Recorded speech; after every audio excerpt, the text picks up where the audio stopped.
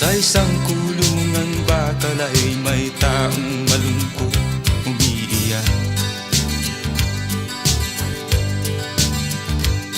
Ang tanong niya sa sarili ay kailan magigising na ng liwanag. Malayo ang iniisip at nakakuyong yaring mga palad.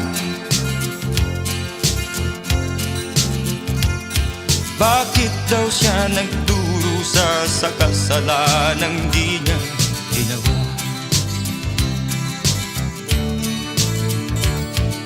Kahapon lamang ay kapiling niya kanyang asawa at anak. Namumuhay ng tahimik sa isang munting tahanang may tuwa. Ang kaligayahan ay pinutol ng isang paratang sa kanya. Siya daw ang may sala sa isang krimen na di naman niya ginawa.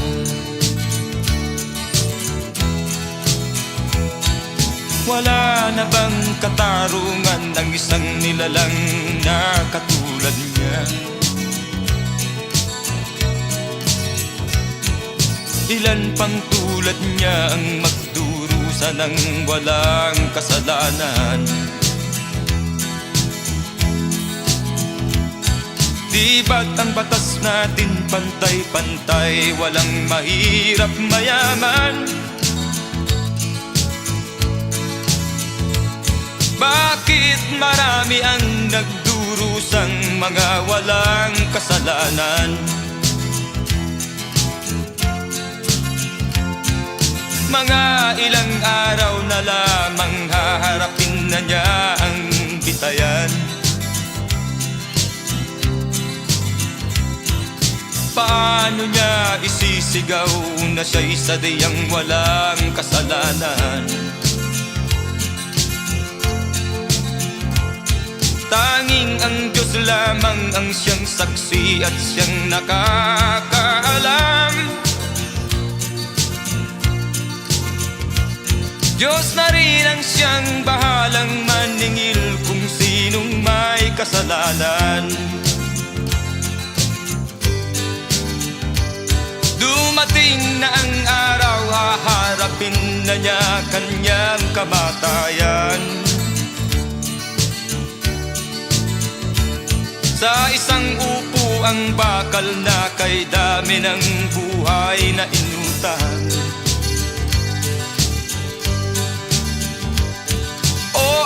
Batas ng tao kung minsan ay di mo maintindihan. Ilan pang tulad niya ang magdurusa ng walang kasalanan?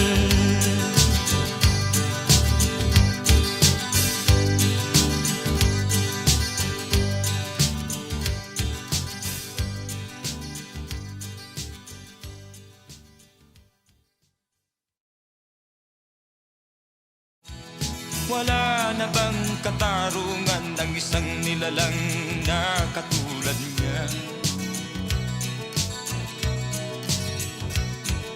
Ilan pang tulad niya ang magdurusa ng walang kasalanan?